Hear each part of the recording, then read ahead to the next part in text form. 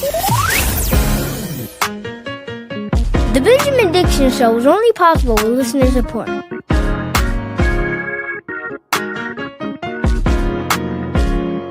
Go to patreon.com/BPD Show and support the Benjamin Dixon Show. Welcome, ladies, gentlemen, and gender nonconforming individuals to another episode of the Benjamin Dixon Show live on thisspace.tv. I am, of course, your host, Benjamin Dixon, also known as Pastor Ben. Shout out to everyone in the comments section.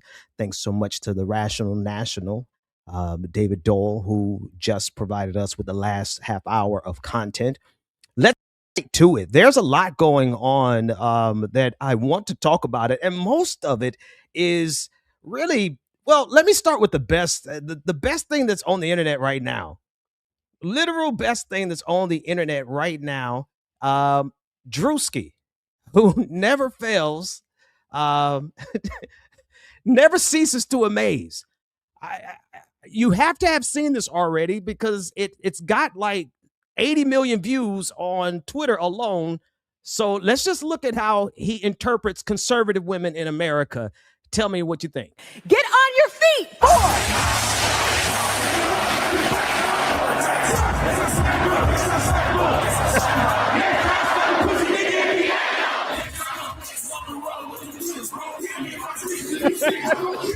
War is raging in Iran. We're praying for all the soldiers and troops. That's great that you're praying, but how about all the kids that died when the USA hit the towers? It broke my heart. That is the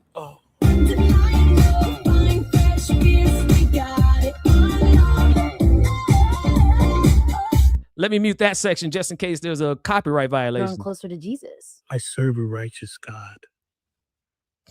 And that is why we say our prayers. And we are all his children. But when I say children, I mean like the holy, blessed Trinity, which is why I hold the Bible.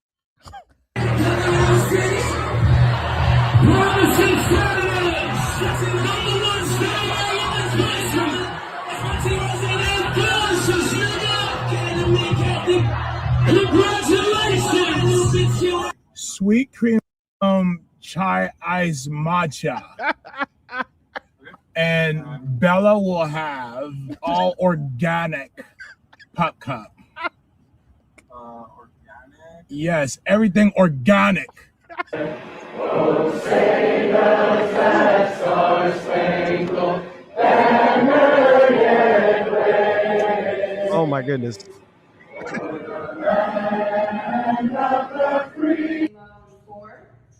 I can't.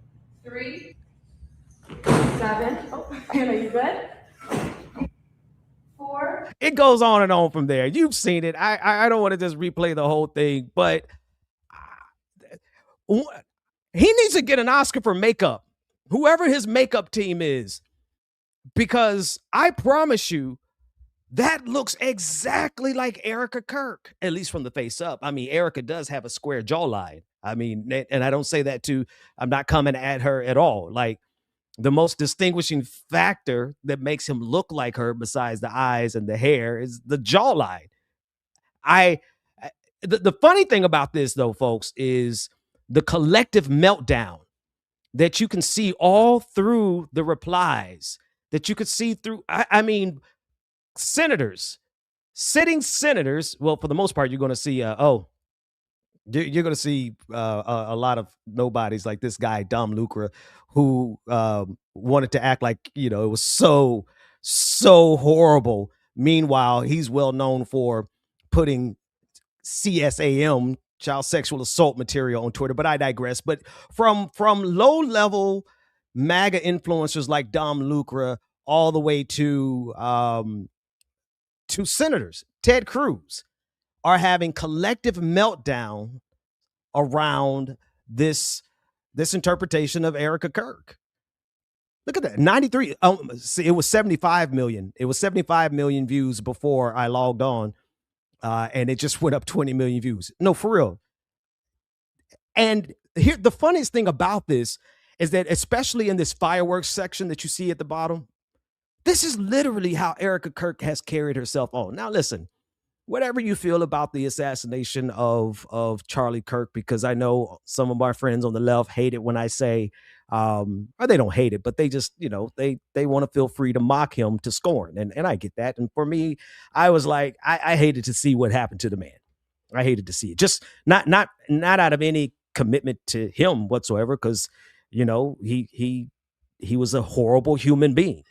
But just as me being personally a dad, just that kind of sentiment, his children, I feel for his children, but not Erica Kirk, because she's made a complete spectacle in the aftermath of his death, a complete spectacle. So for him to mock her in this moment is quite apropos, considering how she's carried herself. Now, there's no one way to grieve, but you got to at least grieve. Nobody could, I can't tell you how to mourn, but I can certainly tell when you're not mourning and you're going on a press tour. But I digress. It's not about Erica Kirk so much as it is about the absolute fabulous job. I mean, look at that. Look, can I zoom in? Hang on. Let's zoom. Look at the accuracy. Shout out to his makeup team. Now, that's low-hanging fruit. That's not really what I want to talk about. There's other things I want to talk about. There's an economic debate going on in my replies right now. And it's worth talking about because we are, after all, a worker co-op media outlet, thisSpace.tv. And for the most part, we are all working class. And being working class, you absolutely understand when I say that capitalism requires poverty. Now, the replies go on and on and on and on. And one of the replies that I want to talk about is this idea that poverty itself is the natural condition, the human condition from which capitalism saved America. Or saved the world, quite actually. That's not America, save the world. Like this one reply that says poverty is a baseline, that's just one of maybe hundreds of people who said the same thing, that poverty is a naturally occurring condition.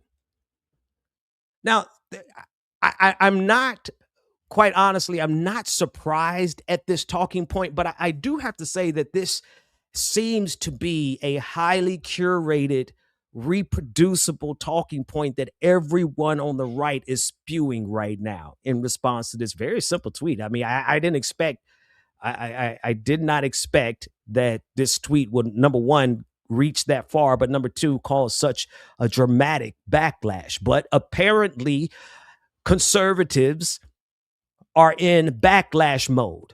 They're in cancel mode. They're in like, oh my God, I can't believe you said that mode. Well, I said a whole lot worse than this.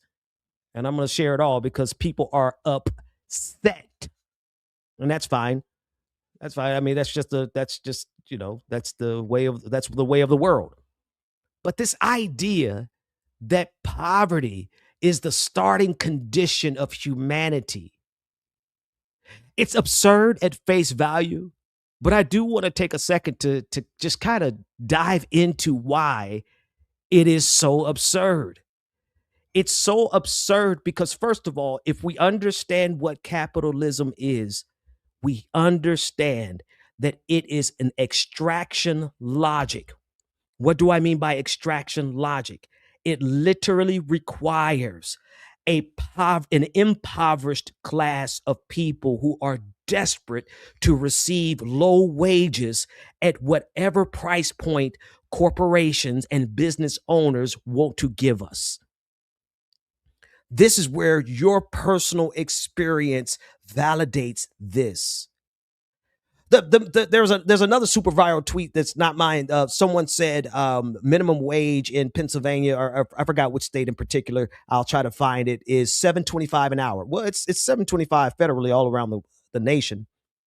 And then they said the price of an Aunt Annie's soft pretzel is $7.29. So for you to purchase one pretzel from the pretzel kiosk in the middle of the mall, you have to literally work an entire hour. And you still will be short 4 cents.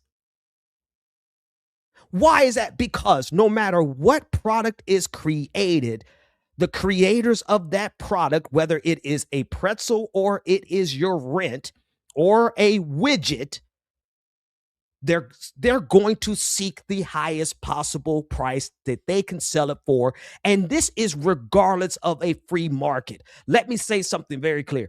Capitalism is not a free market. We do not have free markets in the United States of America. We simply do not, because if we have free markets in the United States of America, then the wages that we earn would have kept up with our productivity. Based on the productivity of the average American, our wages should be somewhere near $22 an hour. And that was, I might be citing old data. That was at least 6 years ago when I first came across that data, that the average American produces $22 worth of productivity in our hourly labor. But what are we getting? $7.25 an hour. If it was really a free market, then this system would work entirely different. But we are committed to not only laissez-faire capitalism, we are committed to crony capitalism. We're committed to vulture capitalism. We're committed to the highest level of exploitation that you could possibly imagine and possibly survive. And that's where we are in the United States of America. Most Americans are barely surviving. Most Americans are barely surviving. We are going through what's called the big squeeze. That's at least what I call it. I never forget when I surfaced after quarantining for much longer than most of you. I tell you that much. You know, we quarantined throughout the pandemic, and then after a while, we just had to throw in the towel and be like, okay, I guess the world isn't going to try to fix this the right way. So I surfaced coming out of quarantine, and I went to the local gas station, and a bag of chips with like 7 chips in it and the rest of it air was $3.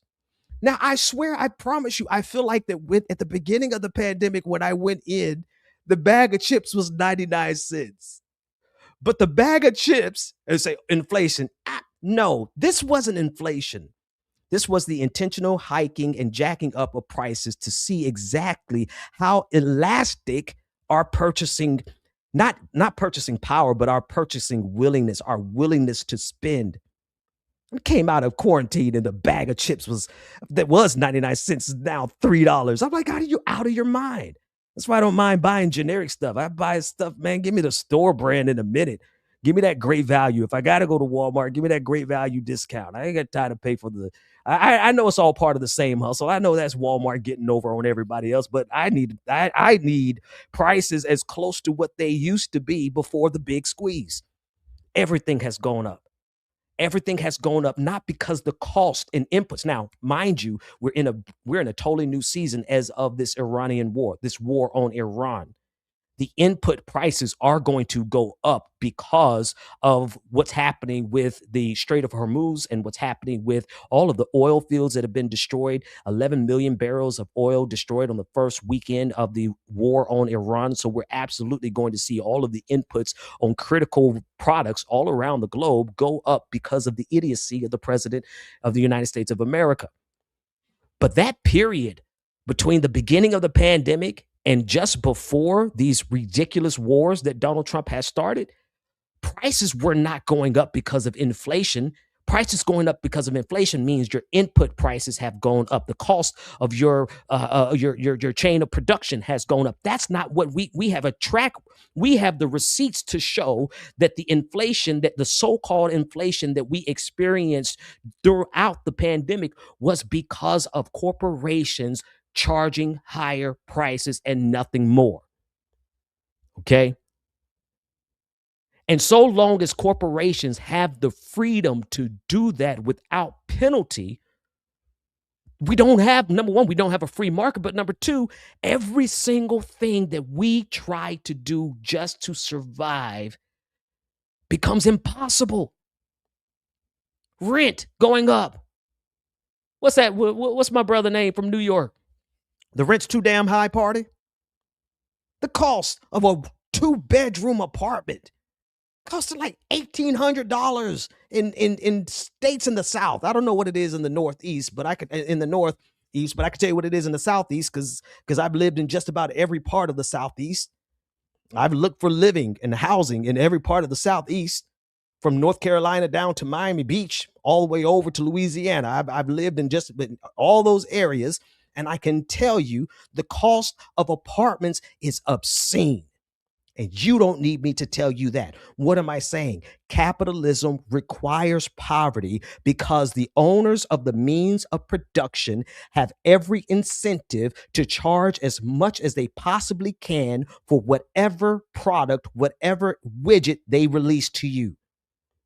And so long as the government does not do its job of ensuring that we're not facing monopolies, where we're not facing collusion of prices, gas stations on a corner deciding collectively that they're going to jack up the prices because you don't have a choice but to go to one of those 4 gas stations on the corner. If the government is not going to do its job to regulate the tendencies of capitalism and the excess greed and glut that comes from it, then we will forever be strangle-held by it. It's just math. It's just profit seeking.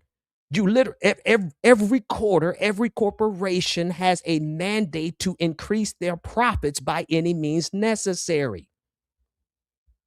And so long as those forces are in play in conjunction with another set of forces, you already know it's in the chat room already. I already know people in the chat room are talking about it. While they are pressed and it is their literal fiduciary legal responsibility to increase profits every single quarter, and they are doing it by any means necessary, no matter whether it's collusion, no matter where it's just calling it inflation, but they are just jacking up their prices. That's on one side of the equation. On the other side of the equation is labor. And we all know what they have done with labor throughout world history, but particularly American history. We understand very clearly that they have every incentive to ensure that they don't pay you except what they can get away with. If the government lets them get away with paying minimum wage, and the government doesn't demand that minimum wage goes up, my friends, we have 2 competing forces that leaves the average human being dead smack in the middle of the big squeeze. On the one hand, you have the cost of expenses, the cost of food, the cost of housing, the cost of anything that you consume going up. And on the other hand, you have wages either going down, being stagnant, or being outsourced so that they can get slave wages across seas, or they can get slave wages from people who are incarcerated in the United States of America. Capitalism requires poverty, period. Without a vulnerable base of workers to be willing to take whatever wage they are willing to give, capitalism, as we understand it and as we experience in the United States of America, collapses. It's just it just will not function. Why do you think we went to listen? The reason we really went into a civil war was not out of the morality of ending slavery. It was because the people in the South said there's no way in hell you're going to make us have to actually start paying for labor when we have experienced hundreds of years of free labor. That was a capitalist construct. Now, back to this idea, because it really, I mean, I saw it so many times. If you go to my timeline and you just scroll through, you will see how many times it's like a robot. It's like parrots. It's like bots in the replies. They all said the same thing. Poverty is the baseline. Poverty is the human condition. And I sat with that thing just for a split second because I knew instantly that that's BS, right? Like, but why is it BS? And it's important for me to do, because, and I haven't had time to actually write this out. So, and I'm going to be honest with you, I'm just kind of improvising on this, but it doesn't make logical sense except you believe that the culprit is the savior. Unless you believe that the culprit can turn around and be the savior, because throughout American history, These so-called market values and principles have played out exactly like we said. It has created poverty. It required slavery. It required indentured servitude. It required sharecropping. It required, and then after that, it required slave wages. And so it creates the conditions for poverty. But beyond that, this is to say that the baseline human condition is scarcity? No. The baseline human condition that creates poverty is the greed. It is the false scarcity. It is extraction logic. It is to say, instead of us working as a collective to build something for the community, it's to say, I as an individual want to gate off these resources. Take a lake, for example. Just walk with me if I could. I just want to paint a picture. Let's say you have two different tribes, tribe A, tribe B. And for a while, these two tribes fish from the same lake. And they fish what they need. This is an important point. One thing that creates the poverty in capitalism is the excess and the waste. It is built into the logic of capitalism to consume more than you need, to the point that we have extracted all of the natural resources. So even as I paint this picture, you already should see the problem with it, because as two villages, two tribes share one lake, in reality, what capitalism does is drain that lake of every fish that it possibly can. And it will drain resources until there's nothing left, thus exacerbating the poverty. But if you have two communities that are working together and doing it in an equilibrium way, in an ecologically balanced way, because the moment exploitation comes into it, the whole game breaks. It literally breaks down. When you have two forces, number one, someone who wants to warden it off, wants to gate it off and say, this is mine and I'm going to charge you for that. And then the next part comes in, the exploitation, the extraction of it. I'm going to drain all of the resources out of it. You create the necessary conditions for exactly the type of poverty that we see. It is not an inherent human condition. How do I know? The indigenous populations for years, for centuries, for millennia, were able to engage in living that was sustainable for communities that were tens of thousands of people. We're not talking about small tribes, especially here in the United States of America.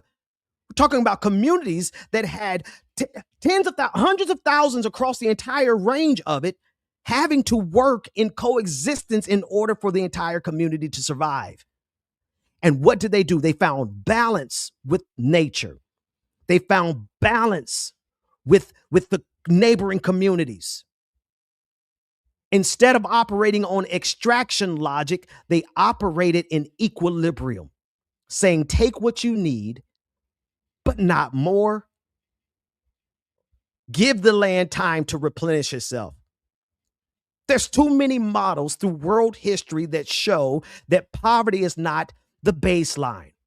Poverty is absolutely the baseline in an economic system that is built on extraction and exploitation.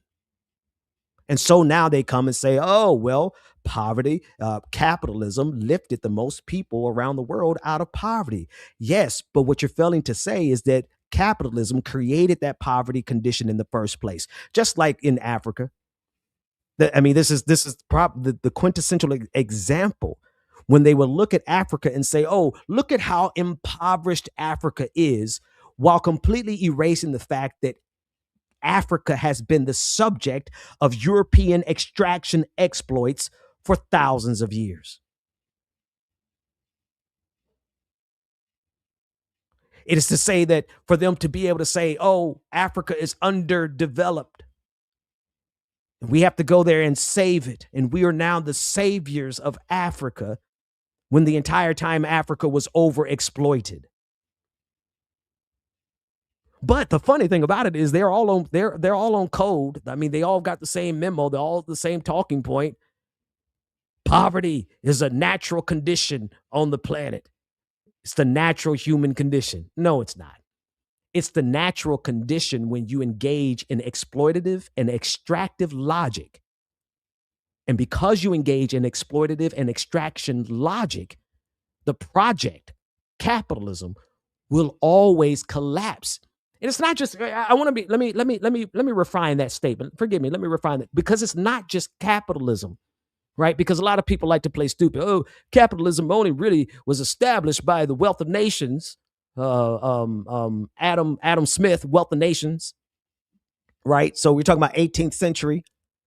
It is extraction logic by it, whatever name you call it. A rose by any other name is still a rose. Feudalism was an extraction logic. Feudalism was extraction logic. And they say, oh, well, we didn't have free markets in feudalism. We don't have free markets now.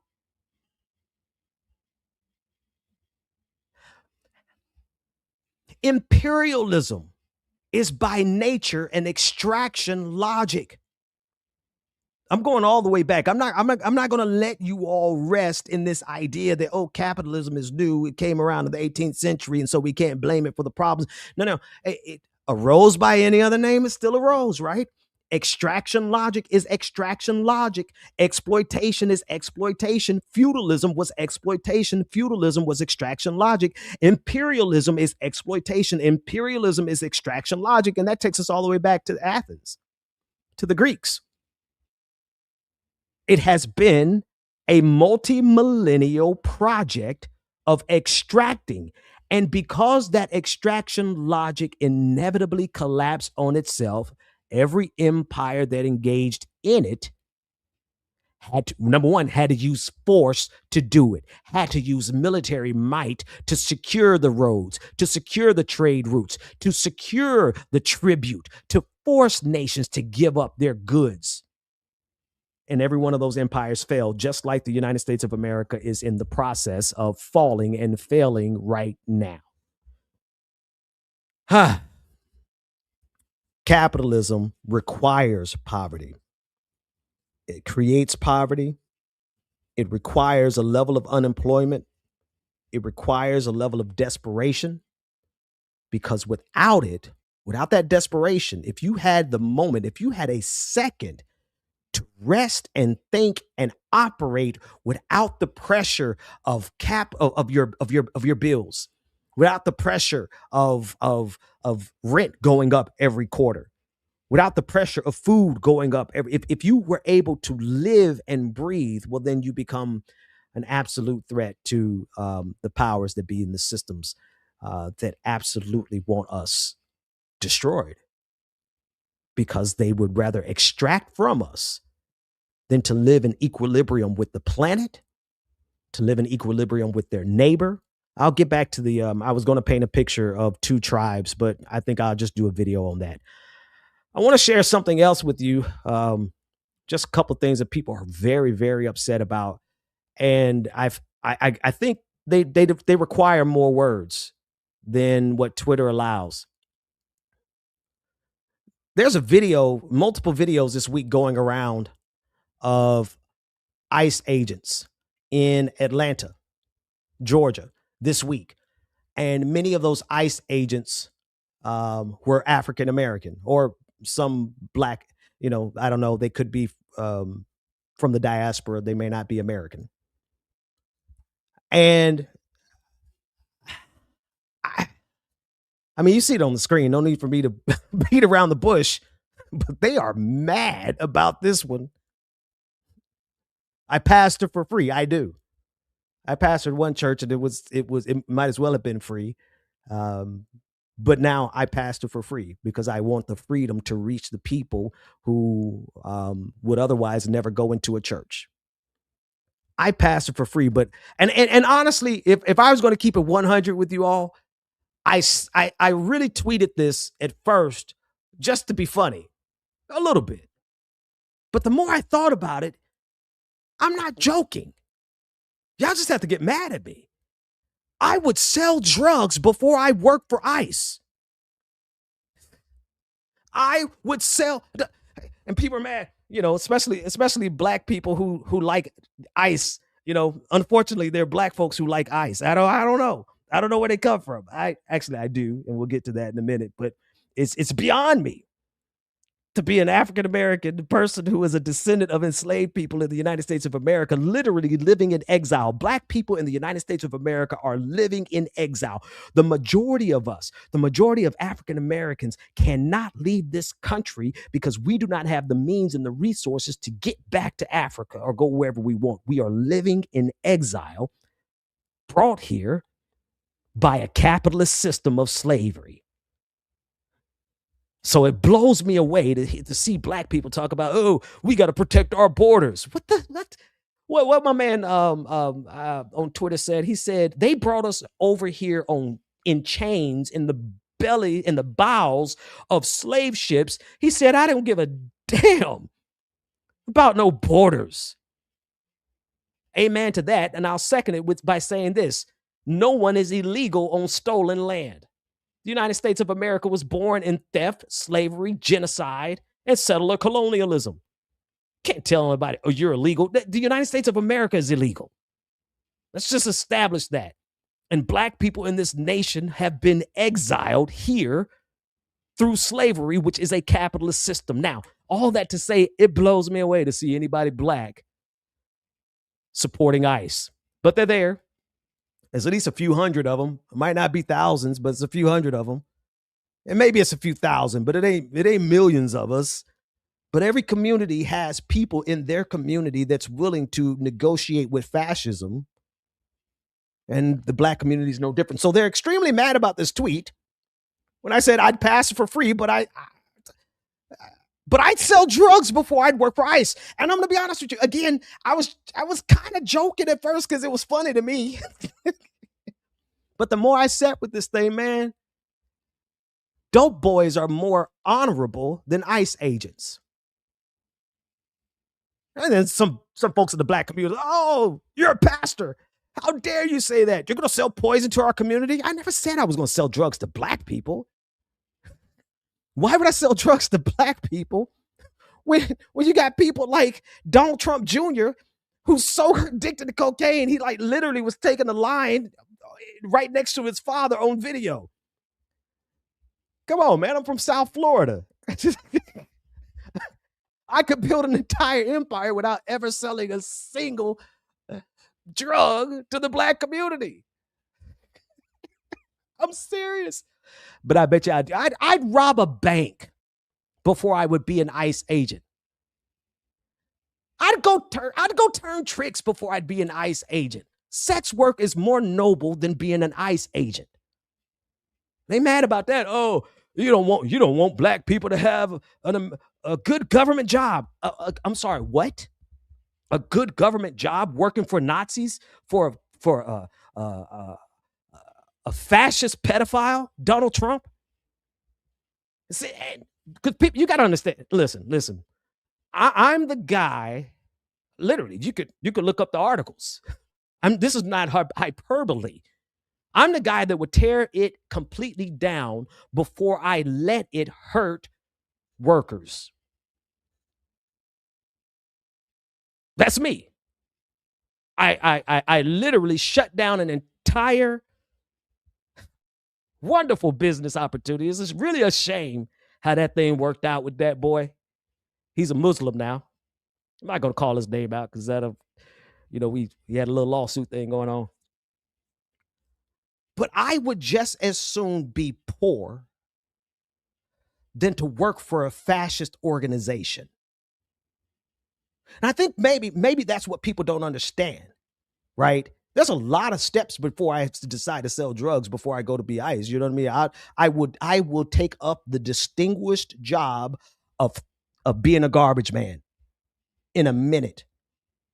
So when I say, and I want to be sure about this, when I say I would throw trash on the back of a trash compactor for a living before I go work for ICE, I don't say that to diminish the value of those workers. But I'd rob a bank before I work for ICE. I'd sell crack cocaine to Donald Trump Jr. I'd be his #1 supplier before I work for ICE. I would Ocean's 11 every casino and bank before I would. Now I'm not the muscle of the operation. I'm the getaway guy and I'm the brains. Like I can plan it. I can plan it to a T, right? I'd do insurance fraud before I'd work for ICE. I'd go to jail. I'm sorry. Some of you might not go that far. Some of y'all were laughing up to that point. You were like, I was with you, Pastor Ben. I was with you until you say go to jail. No.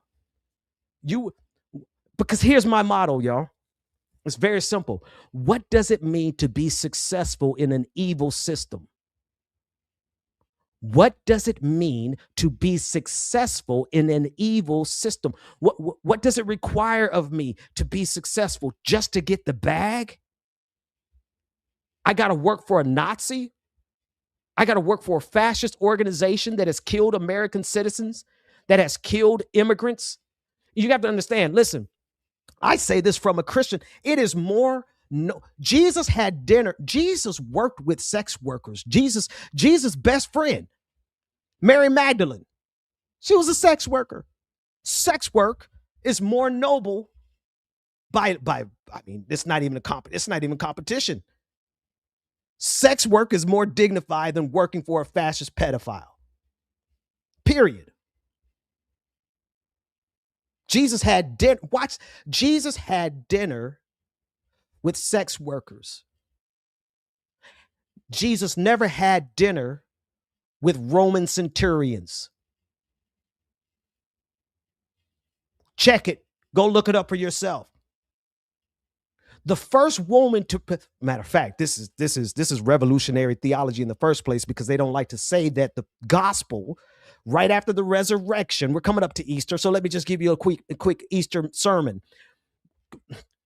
When Jesus rose from the dead, the first person to go preach the gospel was a woman, but not just any woman. She was a sex worker, Mary Magdalene. Sex work is more dignified than being an ICE agent. Sex workers are going to heaven. ICE agents gonna bust hell wide open in so much as you believe it exists. I'm sorry. I'm not trying to grandstand. I just know me. I know me.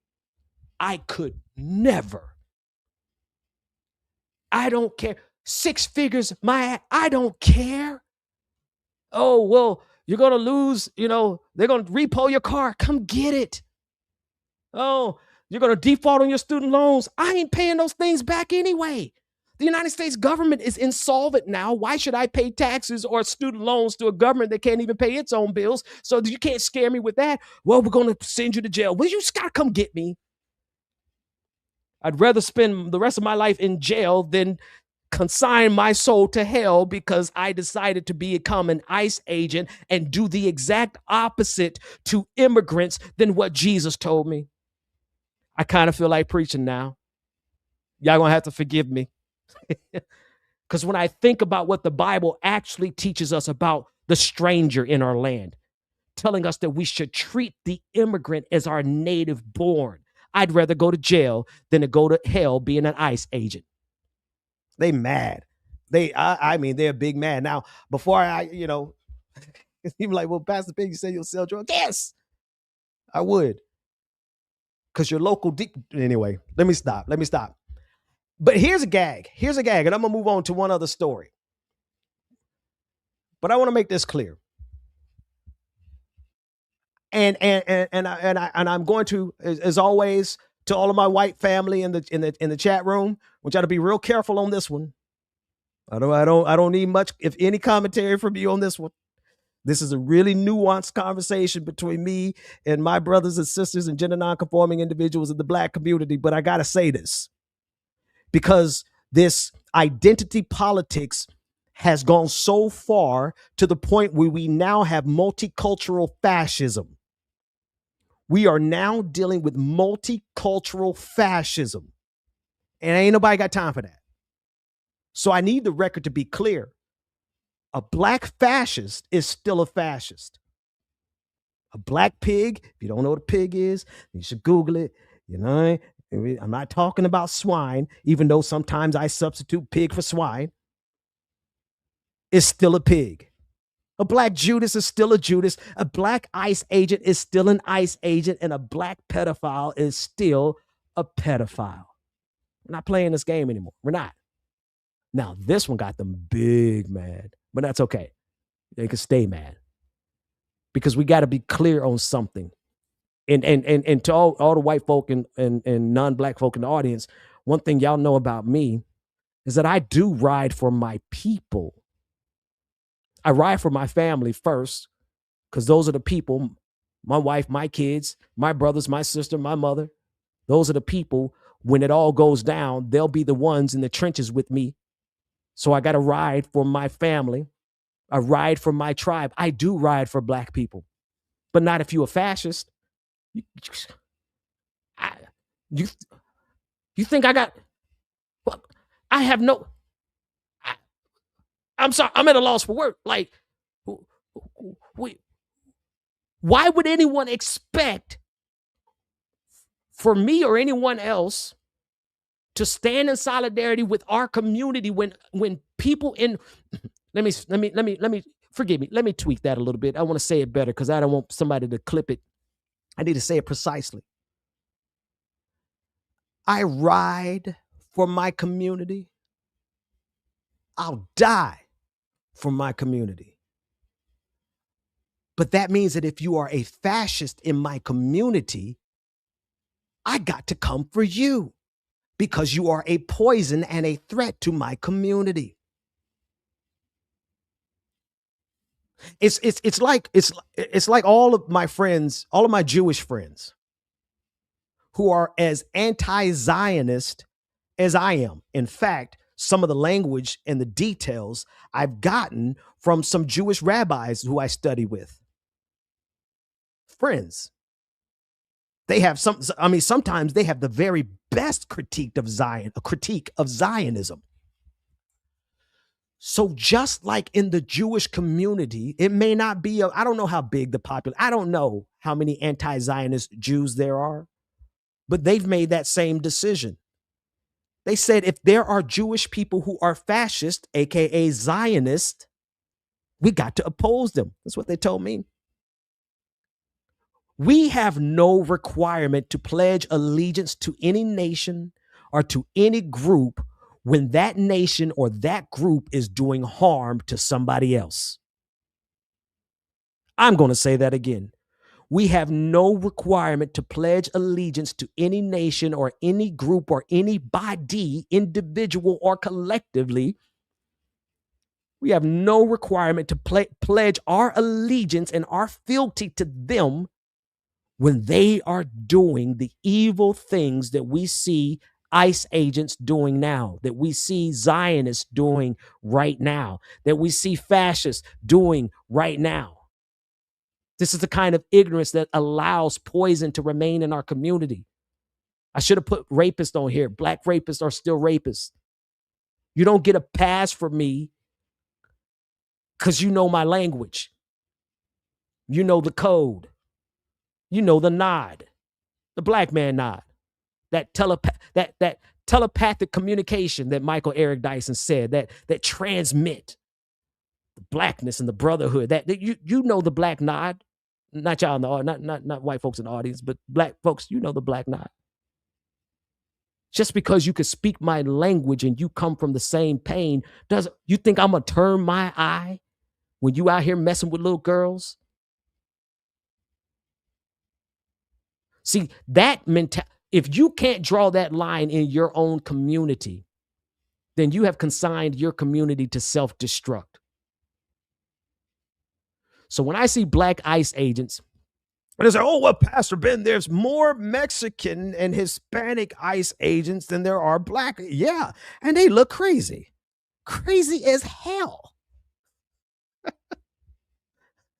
Jose, do you see? Oh, wait a minute. Hold on. Okay. Jose, can you see how stupid you look working for ICE? But I don't have any control of that. I'm not Hispanic. I'm gonna mock them all the same. Like I'm an equal opportunity mocker. I ridicule and scorn. That's might as well be my middle name. Ridicule and scorn might as well be my middle name. Check out your boy here. This how you look. This is how you look working for ICE. Shout out to this sister. I don't know who she is. Absolute phenomenal. Absolutely just like. This how you look working for ICE. And if we can't call out our respective communities, whatever community you come from, man, look, when it go down, let me tell you where you're going to find me. And this is because of demographics. No, I'm sorry. No, geography. This is because of geography and demographics. But geography first. When it goes down, if it goes down, you're going to find me in the trenches with my family, my immediate community, which is overwhelmingly Black, my church folks in my community where we worship together. When the Gestapo comes marching down our street, where's my last stand? Where's my last stand going to take place? It's going to take place amongst my people because that's where I live. Now, I don't know where you live, and I don't know if your last stand would be amongst your people or would it be amongst a diverse collection. You might live in a metropolitan area. I don't. I live in the rural South, and I'm surrounded by my folks. And so when it go down, I'm going to go down with my people. But if I find out that some of my people are coming down the street, and they got skin look just like mine, and they coming down the street carrying out the orders of a fascist,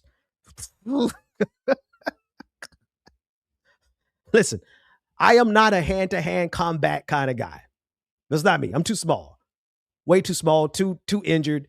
I've been living with injury my whole life. So I got broken stuff in me that's been broken since I was 8 years old, right? So I'm not going to be out there throwing hands. But what I can see you coming a mile away. We could take you out about, I can't say a mile away. I haven't gotten that good, but I'm a good shot. Anyway, I digress. Let's move on. I'm just talking out the side of my neck now, not for real. I just wanted to be very crystal clear on that because I feel like sometimes people mistake solidarity with your people and your tribe to mean that you will excuse anything. And I cannot and I will not excuse Black ICE agents. You are working for a fascist regime, an explicitly fascist regime. You're working not only for a fascist regime, but you're working for the Epstein Empire. You're working for the Epstein Empire. And I have no parts of that. Now, here's the other problem that folks have. My solidarity reaches so much further than just my own. You know what I mean? I want to establish very clearly that we all have our silos. We all exist and live in our silos. Whatever your silo is, I don't know what your silo is. In fact, I hope that you do have a silo. Listen to how I described my community. And it is overwhelmingly based on the fact that most Black people live amongst each other. I live in the rural South. And, my community, my tribe, the people around me are usually my family. And if they're not my family, they are church folk who we've been churching together for years.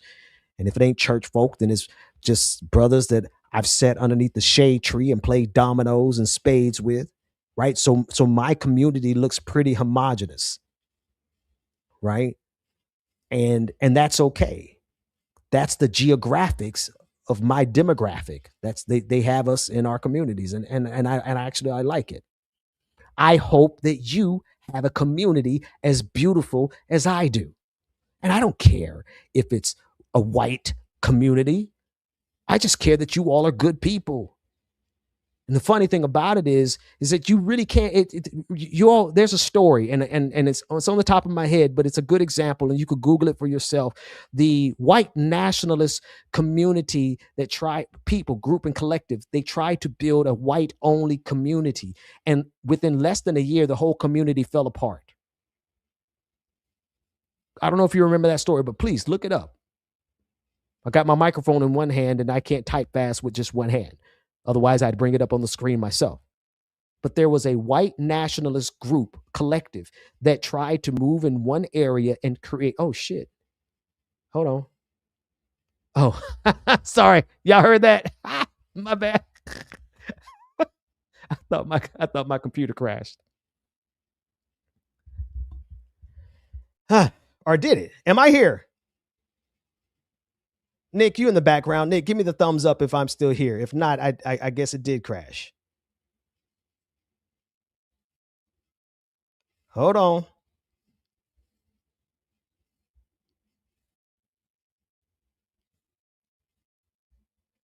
Did we crash? Did we crash? And I'm not getting any messages, so I think I did crash. I'm going to exit out and try to come back in.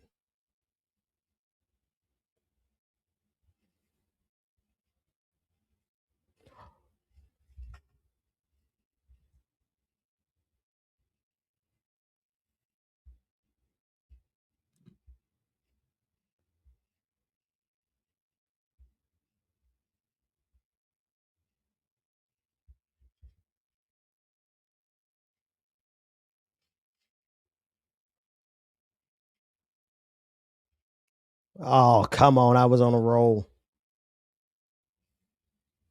And we were having a good time. I don't know if y'all can hear me.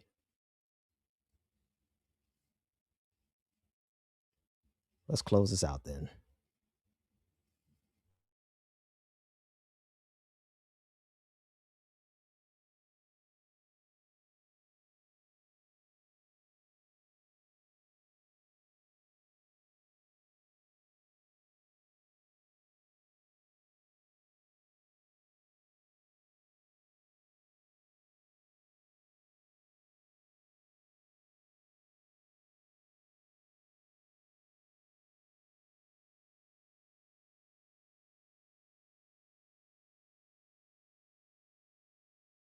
Apparently I couldn't hear myself and I couldn't see myself. All of it was gone, but I'm back. All right, folks. I want to build something back. I want to, if I could, reset the stage so I could finish this last thought before I get out of here. I was talking about, the last thing that I remember talking about was the community that I am in. And it's as much by virtue of geography, right? It's what it is. And my hope is for you. Let me get this thing back up real quick. Yeah, I've worked this computer too hard. Sometimes it's time for me to get a new one. My hope is that you all have community too. And I'm not one of those who believe that our individual silos have to be erased. What am I saying very specifically? I do not believe that you have to be ashamed or destroy your identity, because I'm living in mine. Okay. I'm living in my identity and I love it. I love being Black. I could die 1,000 times and come back every single time. If I was asked, I would choose to be Black. And I think everyone should be proud of who they are. And maybe your community isn't even based on your race. Maybe you have a very strong community that's based on the love you get, you know what I mean, with your personal identity. You know, maybe you have a diverse community already. Whatever your community is, I hope that you have community. And I hope that community helps you in terms of your own personal identification. There's nothing wrong. Like I said it last week, I don't expect someone to be ashamed of being German. I don't expect someone to be ashamed of being white. I do expect you to be ashamed of what whiteness has done throughout world history. The same way I would be ashamed of I am ashamed of these black ICE agents. I'm just a black fascist, a black Nazi, what's that guy from North Carolina? That, Mike, what's Robinson? Whatever the guy that ran for lieutenant governor identified as a black Nazi. I'm ashamed. It's a stain on the black community for a black man to go out there and proudly say he's a black Nazi. Anyway, I digress. Let me get back to the point. The point is this. We are in silos, and there's nothing wrong with it, except for when one of the silos feels that it's the chosen people and that it's the one that should dominate the world. And my identity should be able to do whatever it wants to do to your identity. My silo should be able to dominate your silo, that my people should be able to rule over your people. That is the problem. There's no problem with the fact that you are, I was going to say Mexican, but I don't know any Mexican supremacists. I don't. So I just got to stick with white folks. Coolest white folks I know in the world. Bill and Ted. Alex Winter was on the show with me years ago. Yeah, I got plenty of white friends. No, there's some decent things that have come out of whiteness. Okay? But the problem is not with your identity. The problem is when any of our identities, and the one that is the biggest culprit in the history of the world is white supremacy. That's the problem. But whatever your community looks like, I hope that you have a community. I hope that it sustains you the way mine sustains me. I hope that you have the culture that makes you tick like my culture makes me tick. I hope it moves you. I hope you love your people the way I love my people. But if I ever saw a black person harming someone just because they believe that was theirs, that was their house, that was their land, I want to take your property, I want to take your life, I want to take your people, I'm going to accost you, is there an expectation of me to stand by that? And this is where our neighborhood grows. This is what I want to get to. And I'm sorry I got disconnected there. And so it's not as smooth as I would like it to be smooth, but that's okay. I think you get the point. My silo is overwhelmingly just black, black, black, and I love it. But I got white neighbors. And I don't mean right next to me, because I don't really have many next to me at all. I got the Bible says, I'm sorry, this is the best way that I could do it. There's 2 commandments. Love God with all your heart and all your might and all your mind and understanding.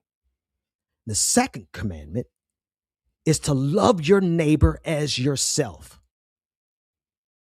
2 great commandments. The second one is to love your neighbor as yourself. And so the question immediately becomes, who is my neighbor?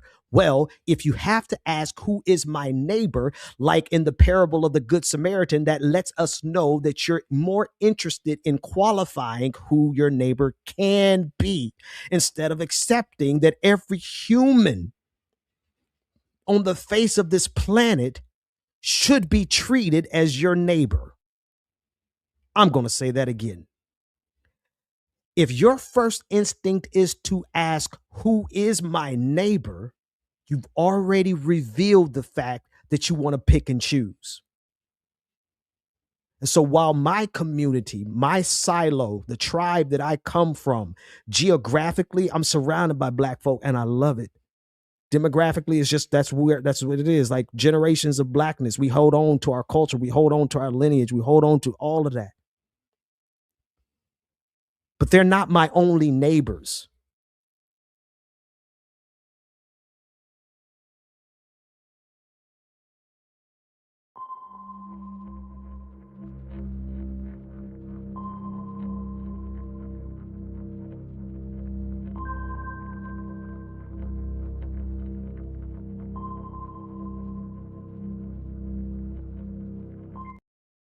I don't care if you're Hispanic. They don't want this one to get out.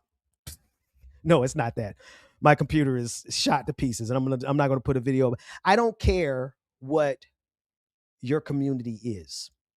You're my neighbor, and I want to go through all of it. I want to, as long as my computer can stay up. I got to go through the details because the details matter. Who is my neighbor? The people in Tehran, they are my neighbor. The people of Gaza, they are my neighbor. The people of Yemen, they are my neighbor. The folks that I may never meet, they are my neighbor. Who is my neighbor? My trans homies. Y'all are my neighbors.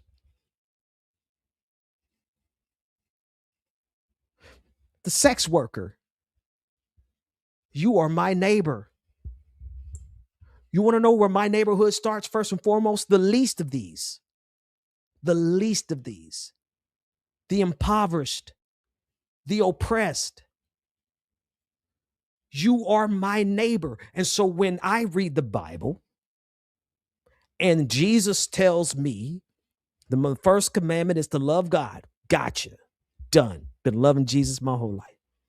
The second greatest commandment is to love my neighbor. Well, then I got a problem because I see all of you as my neighbor. And then I have a second problem. Here's my second problem. Anybody messing with my neighbor, I got a problem with. Anybody harming my neighbor, I got a problem with. Anybody exploiting my neighbor, I got a problem with. Anybody who is hurting my neighbor, I got a problem with. I have been a good neighbor to Jewish people all of my life. Stay with me. I've had childhood friends. We grew up together, worshiped together. When I became an adult, we worshiped together with Jewish at the synagogues, Baptist folks. It was this crazy thing. Like we went in there with our music jamming, but we worshiped together. Jewish people have been my neighbor all of my life. But when I saw them turn, let me make a correction. I did not realize. Until I studied, until I saw and I looked to see what was going on the whole time. Okay. Sometimes you grow up and I don't know, maybe you knew about the Nakba when you were in high school. I didn't. Maybe you knew what Zionism was when you were in high school. I didn't. But as I got older and I saw what it was and what it was doing and what it was doing to my neighbors in Palestine, then you got to forgive me because I began to sort my neighbor that way. When you harm another person, and you're not harming them in self-defense, you're harming them in imperialist expansions. You're harming them for land. You're harming them for settler colonialism. That's about the only time I can say you're not my neighbor.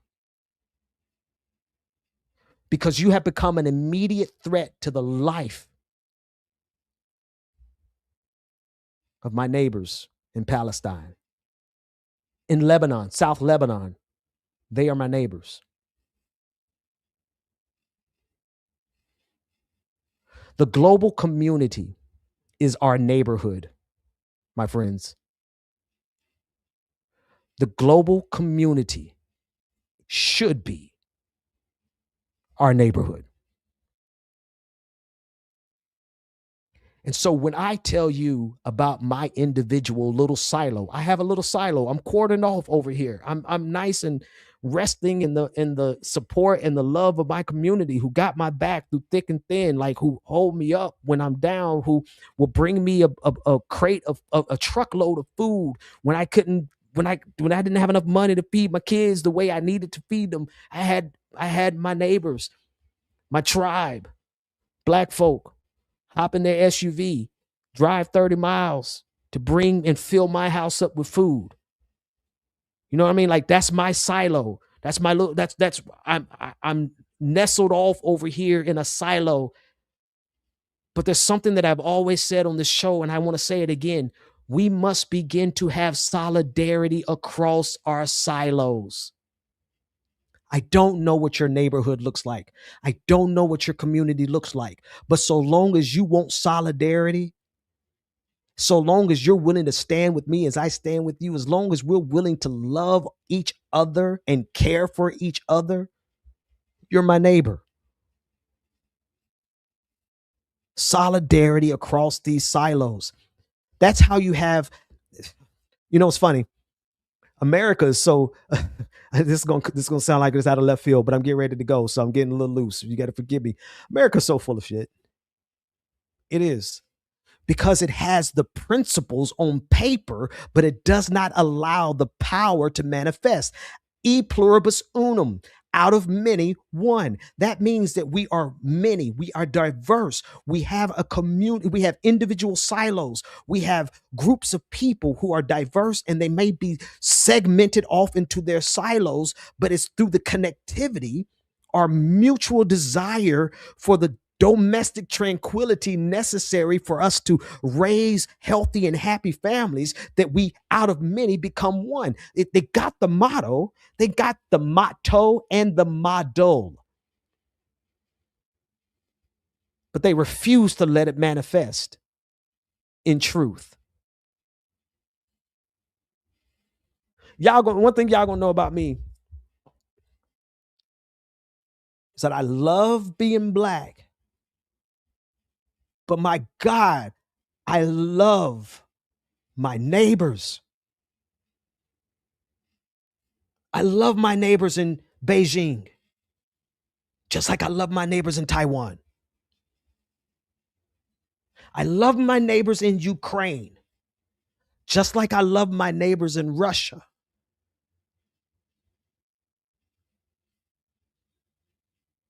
But we got to be bold enough and brave enough to see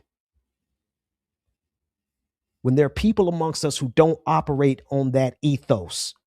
In fact, there are people amongst us who not only don't operate on that ethos, they look to take advantage of that ethos. They look to harm and to exploit and to extract. They look to pillage, to plunder, and they look to destroy. I didn't have another P. I was looking for one, but I couldn't think of another P word. We live in a system that is built entirely on that.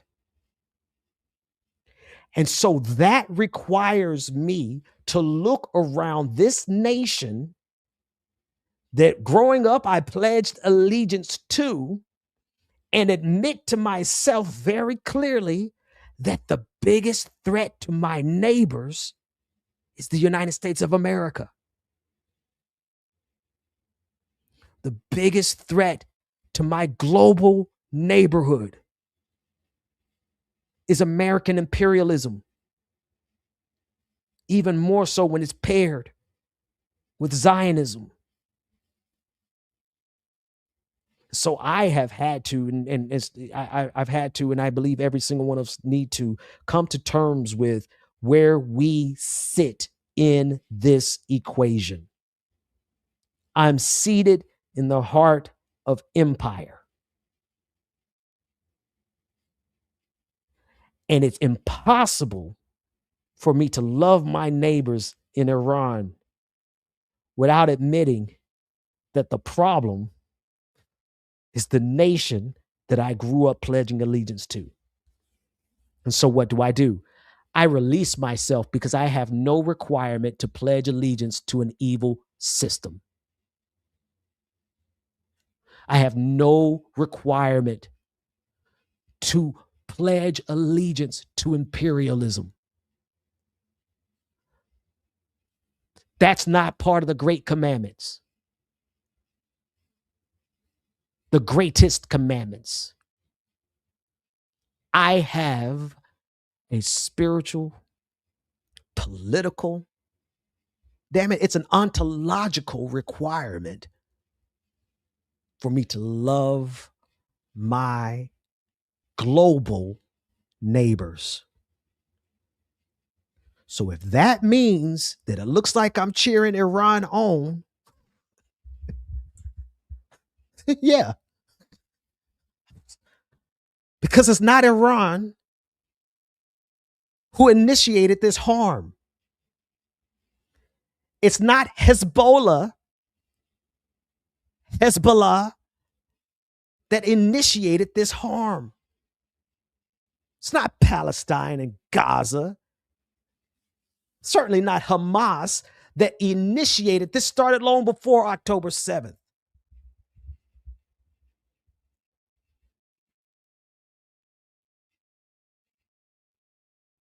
When you think, when I'm sorry, I have a squirrel moment here. I have to chase this side thought to make the bigger point. Come with me. And I'm going to go. I don't even know. The time on this clock is broken, so I don't even know. 7:30. Yeah, it's about time. I think I'm out of time. I think I'm over time.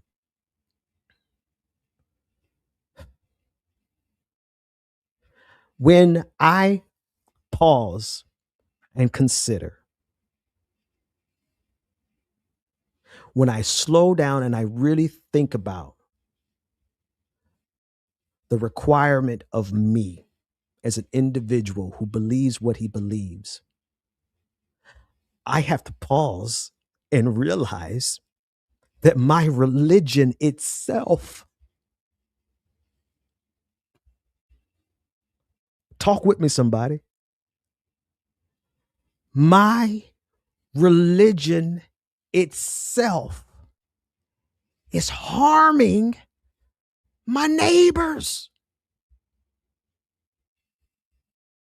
And when you can see with that level of clarity, you pause and you look back and you look at your religion and you say, well, wait a minute, champ. There's something wrong with it. It's something wrong with them. It's something wrong with how it's taught. It's certainly something wrong with how it's executed and carried out. Yeah, friends, if I'm not saying anything else today, this is my core message. You have no requirement to remain loyal to people who have made it clear that they want to be evil. Period. You have no requirement to remain faithful to systems of oppression, especially when you finally realize what's going on. It takes a minute. It takes a little while. None of us are born clear-eyed. None of us are born seeing the world as it is. We have to learn it. But when you learn it, you got to be willing to let go of everything around you that is harming your neighbor. Why? One, because it's just the right thing to do, right? Some of you listening to me never needed the Bible to tell you that you should love your neighbor. You just did it anyway. So it's just the right thing to do.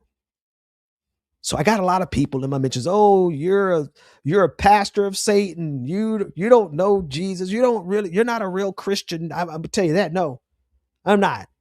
By the standards of what is required to be considered a Christian in the United States of America, I am most certainly not a Christian. Y'all can quote that. Y'all can take that as sound bite that, put that out there wherever you want to. If for me to be a Christian, I got to be willing to kill Muslims. Then, baby, count me out. Because as I follow Jesus, see, number one was it's just the right thing to do, right? You don't need religion to tell you to be kind to your neighbor. But number two, Jesus told me to be kind to my neighbor.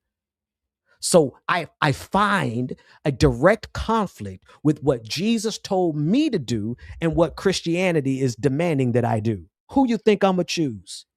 You think I'm going to care because churches shun me and chase me away because I don't conform to what they say I need to be? Well, excuse me, Lord, I almost cussed real good there. You require me to hate Muslims enough to kill them? Yeah, count me out. You require me to hate the LGBTQIA community, to oppress them? Sorry, count me out. I must not be a good Christian then, but I am a good follower of Jesus. So anyway, I could talk to you all night about this because I think the most important thing that we can do right now is to, number one, folks, whoever you are, whatever you are, wherever you are, find community right where you are, right in who you are, and then make sure that our communities can connect in solidarity. I would never erase my blackness. I don't expect you to erase your whiteness. I do expect you to erase your white supremacy. You don't have to. I have had Jewish friends since childhood. You do not have to erase your Jewishness, but you certainly got to get rid of your Zionism. Similarly, most of you have no problems with the fact that I am devoted to Jesus. I tell you, if there's anybody I ride with just a little bit more than anything else, it's Jesus.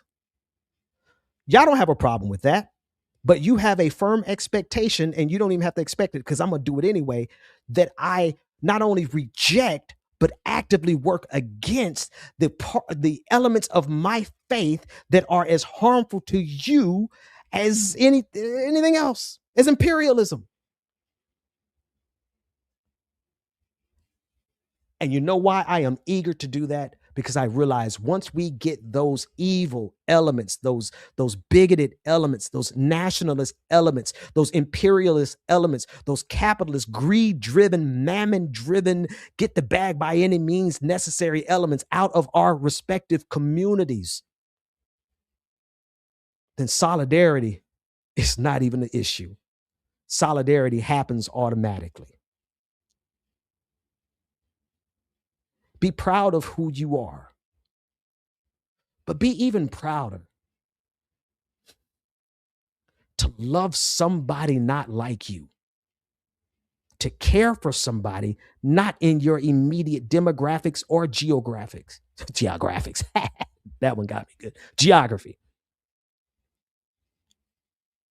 Be willing to extend your neighborhood beyond your geography, beyond your demographics. Be willing to extend your neighborhood completely around this globe, because I promise you there is no way that we can move into the future unless we can see that child in Gaza is not only our neighbor, but as our own baby, as our own loved one.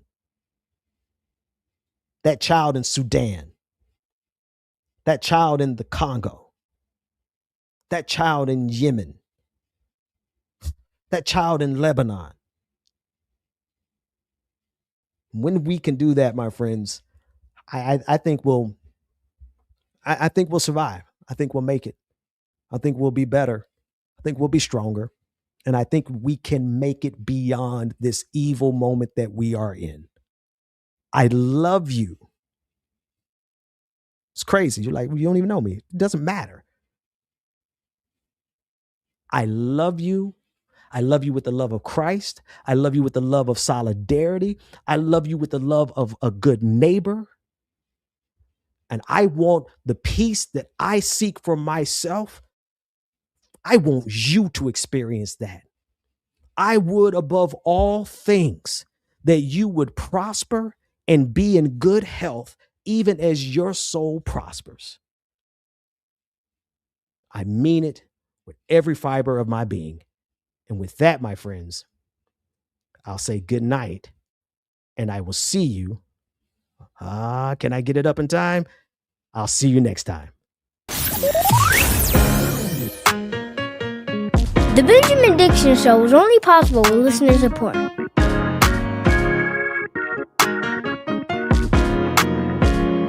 Go to patreon.com/the BPD Show and support the Benjamin Dixon Show.